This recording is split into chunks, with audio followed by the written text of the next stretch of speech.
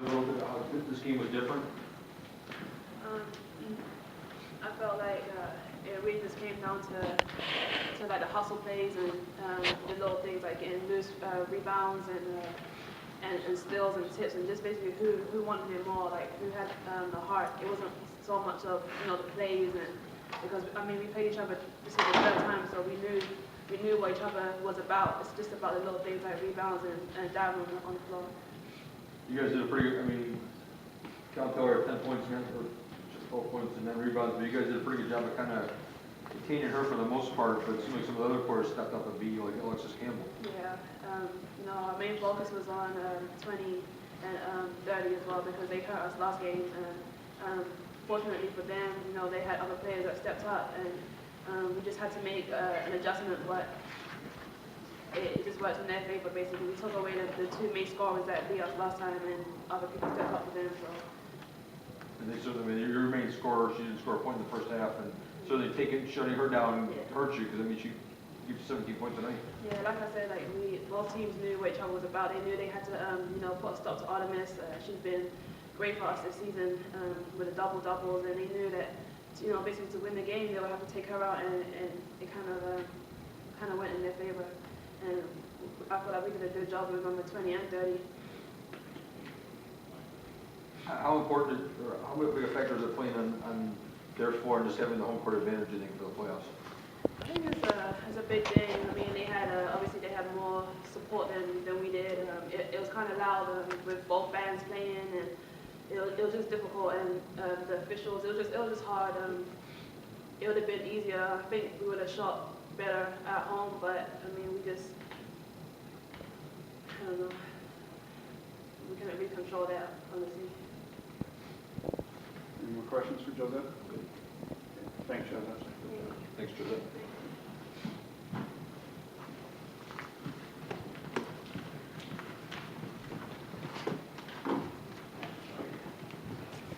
So, can you talk a little bit about what she said? I mean, obviously, Kellen and Gabby were two players that you wanted to stop, but you had a couple other girls step up, particularly Alexis, who maybe coming in you wouldn't expect her to have the game she did, but she really kind of stepped up tonight for them.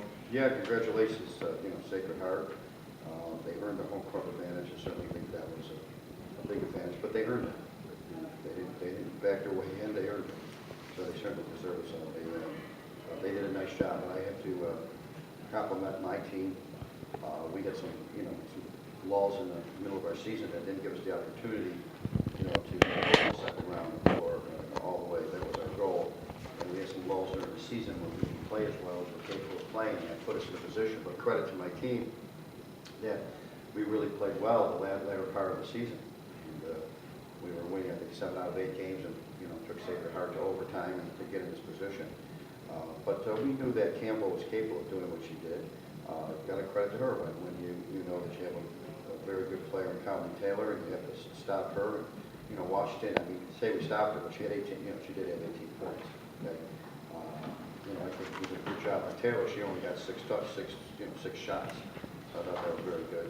But you have to give it. I saw Campbell and Fairleigh Dickinson. Obviously, watched the Fairleigh Dickinson game, and she hit a couple threes there on the left side there.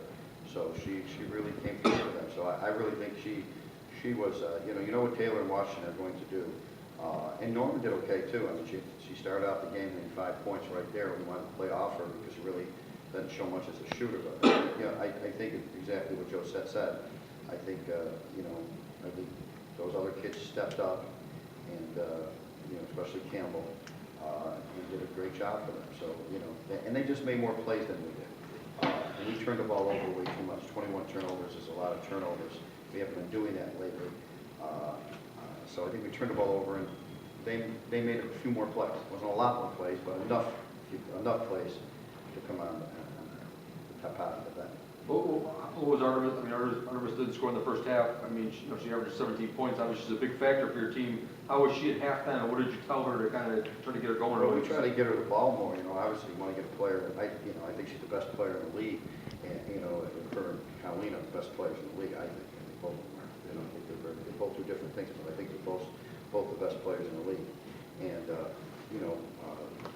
we just didn't get her enough touches there. I think they did a very good job, and I think, you know, she got a little frustrated there when things weren't going well offensively for her, you know, so, you know, she just didn't play. This is probably, I would say one of the game where she really didn't play up to her, you know, her level that she normally plays. You know, she plays a lot better than she played today.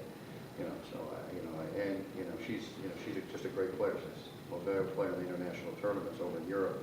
And those happen. She's not a machine. People have subpar games. I think her effort certainly was there, but she plays so many minutes. So I take her over anybody. I mean, I'm glad that she's back. She's only a sophomore too. You got to realize she's only a sophomore. Right? I mean, she's not a senior. You know, so we Coach, have what everybody did- back except for Mary.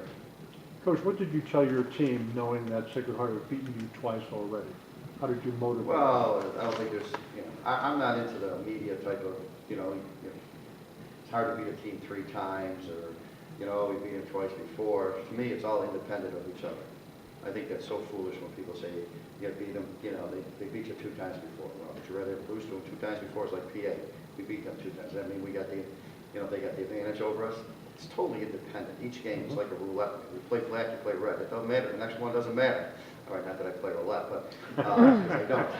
I'm not much of a game. What I'm saying, it's all independent. Each game is independent of each other. There is not really, you know, you can see teams in the NBA or college, and one team will beat a team twice and then come out and beat them. It's totally independent of each other. I think you've got to zero in on this particular game. Okay, you know, this game. I think there certainly is an advantage playing at home. There's no question you shoot the ball better at home. Statistics show that. And they earned that right. And I think the home court advantage was a key difference in this ball game. And also, the way the game was played, it was very physical. There's a lot of, you know, the officials allowed them to play. It was, you know, it was a very, very aggressive, physical type of game. And that didn't work in our favor at all. You know, the type of game it was, being a very physical game, did not work in our favor at all. We're not really a physical type of team. We're not a power type of team. We're more a finesse team. And I think because of the type of game, you know, the lack of, you know, I think just because of the physical nature, that didn't allow it. I'm not saying that's bad. I'm just saying that happens in games. The style of play, I think we're so physical, you know, wasn't lending itself into what was best for us. Coach, you talk a little bit about how Callan, I mean, you guys kept her pretty quiet tonight, but just her being on the court for them, how you have to, you know, you always have to keep a body on, you always have to account for her, and how that makes them a better team. She's like I say, I think her and Artie are the best players in the league. You know, there's no question in my mind. Artie's more of a post-up, and when she hits her outside shot, more a perimeter player as well. I think Artie can do both. But one thing I commented when I was watching the film, Tyler, and I know her very well, very, you know, seems like a really good kid. I don't know her very well. I met her father. She doesn't take bad shots. So, you know, that's what I really like about her. She never takes a bad shot. And she had 6 shots today, and she's happy. I'm sure she's happy winning the game and only taking 6 shots. She's 4 for 6. So, I mean, some scorers, they want to shoot the ball, you know, a lot, and they think they don't get a lot of touches or shoot it, they're not happy. But every game I've seen her play, she never takes bad shots. She plays within herself. She does what she can do. She's not a penetrator, but she can catch and shoot the ball. And when she shoots it, it's shocking it doesn't go in because she's got such a nice rotation on the ball. And she knows the game extremely well, too. And just throughout her career, I mean, obviously you've seen her for 4 years, she's been pretty consistent throughout. I think she's developed better and better. Yeah. Yeah, you know, to me, I mean, I think she's really developed her game. You know, she'll slip screens. She plays within herself. I like the idea that she plays within herself. Yeah. But I think there are 2 best players in the league. I think there's Artie's one of the best players as a sophomore, and I think Colleen's one of the best players too. So I would make them co-players, quite honestly. But Colleen's a great player, and so is Artie. And we have a good team. So I'm really happy and excited for the future, you know, of our team. Because, you know, we have Artie back, we have Joseph back, Bree back, you know, things like that. But we're very disappointed about today's loss. Extremely disappointed because we worked really, really hard.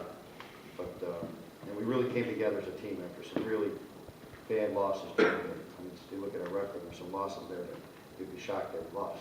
You know, but we didn't come together as a team. But with the last 7 or 8 games, we really came together as a team. Unfortunately, that put us on the way floor. But like you say, Sacred Heart deserves it.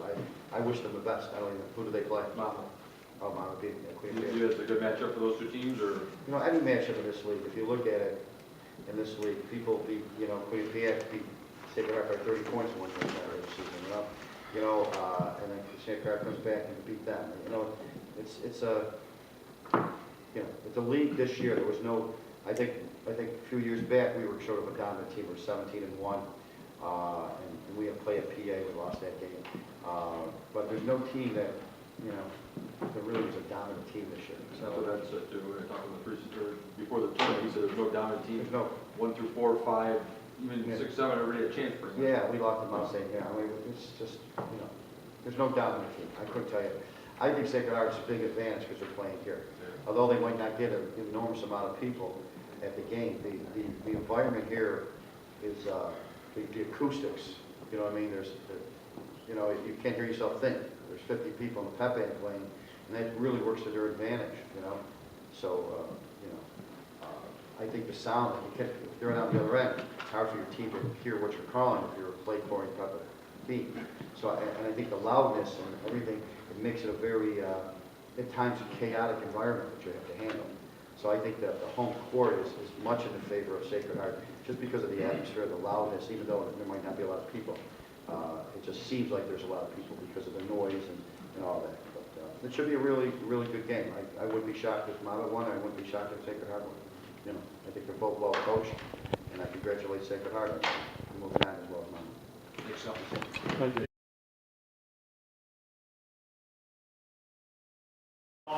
With an opening statement from Coach Swanson. You know, it was just, it was just good old Northeast Conference basketball, playoff basketball. You know, a struggle to score in the beginning. I thought both teams were playing hard. The effort was there. You know, shots weren't falling, but you know, at halftime, we thought, you know, I think we were shooting 27% and they were shooting 21%. And you know, I try to tell the team all the stories of the years past of when we won a championship shooting 31%, won a semifinal, and we shot 9% in the second half to Monmouth.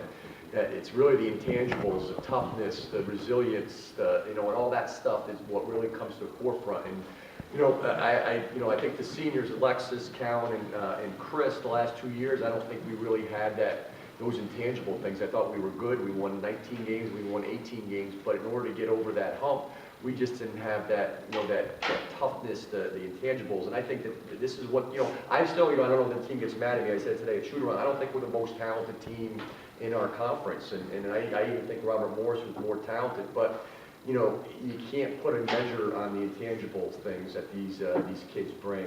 And that's what really won this game for us tonight.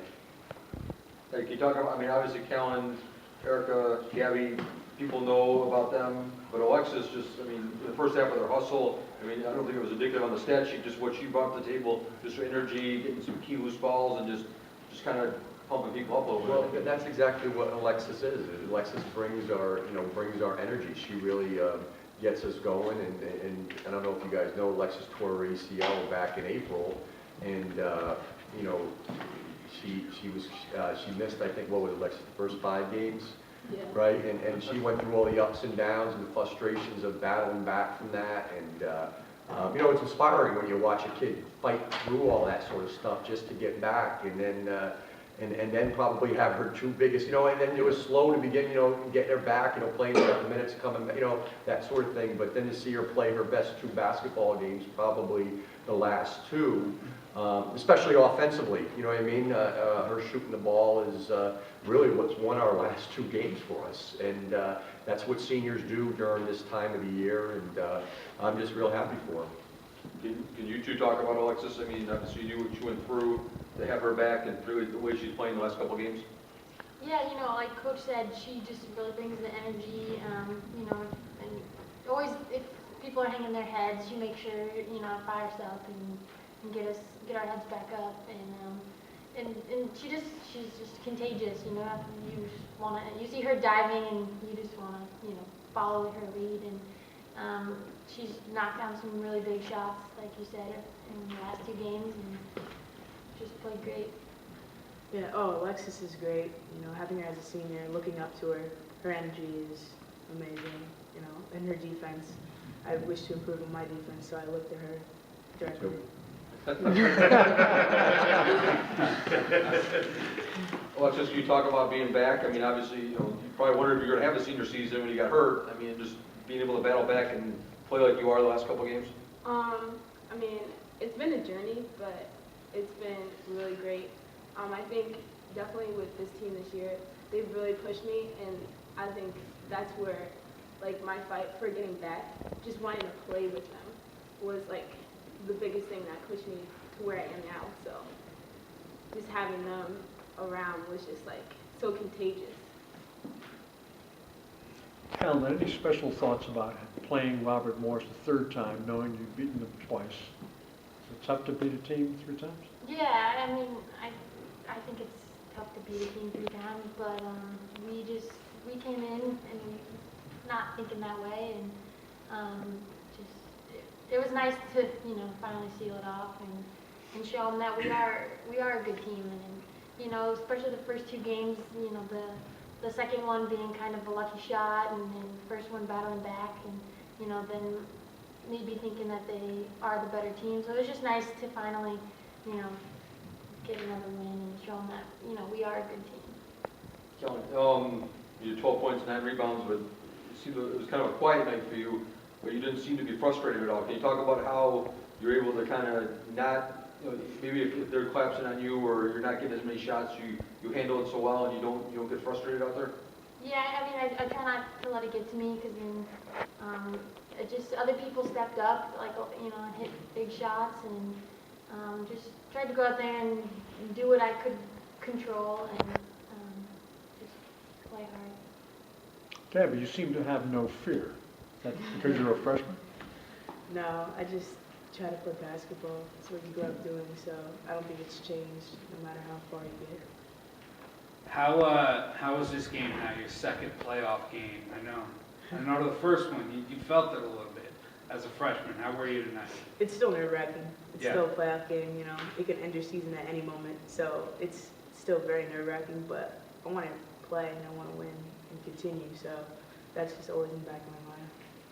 For all 3, you just talk about being able to play at home. I mean, Robert Morris coach thought that you guys being at home it affected his team, and just, I mean, that wasn't a huge crowd, but you have the band going, and you thought this was a tough place to play. Yeah, I think, the Pitt Center has always been one of the toughest places to play. It's definitely nice to be here and have our fans and stuff. Honestly, when it gets down to it, I think it's just, people on the court that really make the difference. And we came out and was a better team tonight.